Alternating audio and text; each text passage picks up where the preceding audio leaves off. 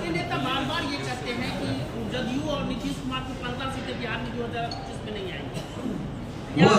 वो रणनीतिकार है, वो बिहार को पिछले 8-9 सालों से जानते हैं। वो अपनी बात उन आंकड़ों के हिसाब से बता रहे हैं जिनका उन्होंने इतने सालों से अध्ययन किया। बाबा साहेब अम्बेडकर को लेकर क्या कहना है? जो तेजस्वी कह रहे हैं कि ये फैशन है, एक्शन है और नाम लेना फैशन है, जो अमित शाह कह रहे हैं, इस पर क्या कहना है? अमित शाह का नाम आपने लिया, उनके साथ साथ बहुत सारे ऐसे लोग हैं जिन्हें डॉक्टर अंबेडकर के लाइफ एंड वर्क्स, उनकी जीवनी और उनके कामों के बारे में सही ज्ञान नहीं है। वो नहीं जानते हैं कि डॉक्टर अंबेडकर देश के एक बड़े तबके में किस रूप में जाने जाते हैं और पूजे जाते हैं। उन्हें सीखने की जरूरत है। आशा है कि हम जो आवाज उठा रहे हैं उससे उन्हें इतनी सीख। सर, किस तरह की तैयारी है जनसुराज की, जो आने वाला विधानसभा चुनाव है 2025, किस रणनीति पे सर चुनाव लड़ने वाले हैं?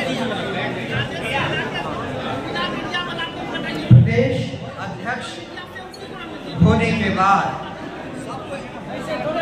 ये मेरी पूर्णिया की पहली यात्रा है। इस यात्रा का उद्देश्य अपने पार्टी के कार्यकर्ताओं से और पदाधिकारियों से बातचीत करना, उनको आगे की रणनीति के बारे में बताना और 2025 के चुनाव की तैयारी के बारे में बातचीत करना उद्देश्य थे। इन उद्देश्यों में मुझे लगता है हमारे लोग बहुत सफल हुए हैं।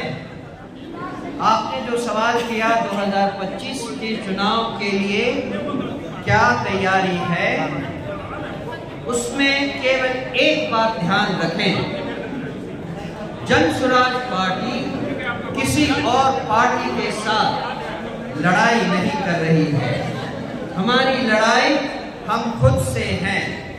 हम इस कोशिश में हैं कि बिहार में ज्यादा से ज्यादा लोग बिहार की बदहाली का सही कारण समझ सकें, उनको बिहार की बदहाली का, भ्रष्टाचार का, कुशासन का जो प्रॉब्लम सामने 40 सालों से आया है, उसके बारे में हम कितना उनको बता सके, उसमें कितनी सफलता पा सके, ये हमारी लड़ाई है।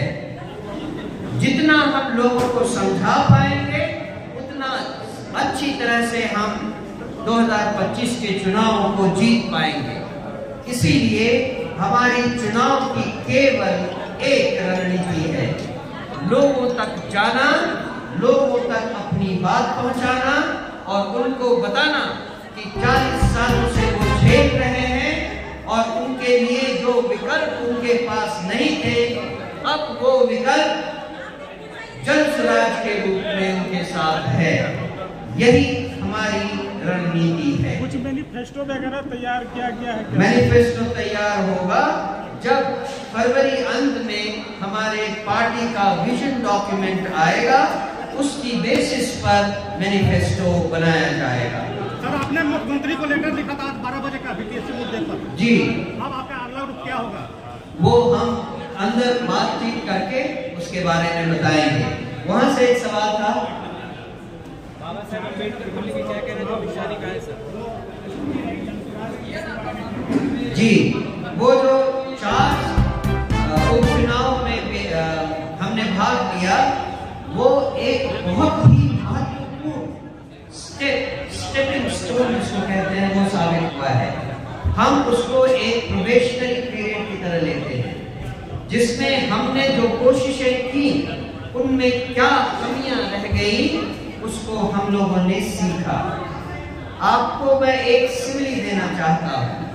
जब बच्चा खड़ा होता है, जब जन्म के बाद चलना शुरू करता है, तो पहले वो घुटनों के बल चलता है, फिर वो उठने की कोशिश करता है, 2-4 बार गिरता है, फिर चलना शुरू करता है। मैं आपको विश्वास दिलाता हूं कि जन स्वराज पार्टी का जो ये चुनाव था वो ये वही। आज के इस कार्यकर्ता